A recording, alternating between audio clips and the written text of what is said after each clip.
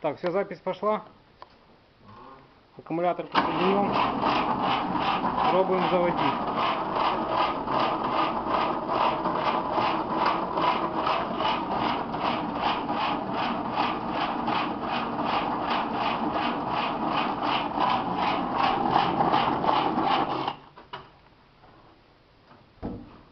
Тяжело сюда тянет.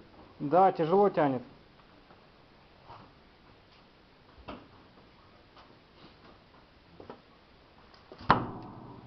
Ну, бензин вроде бы и шел сначала.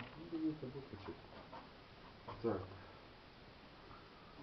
Ну-ка.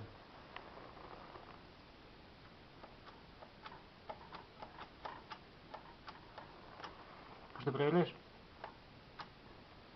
Прыск вроде есть.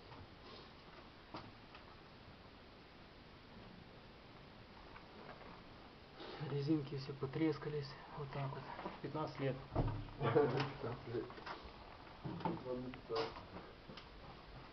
Сейчас попробую еще раз. Сейчас это.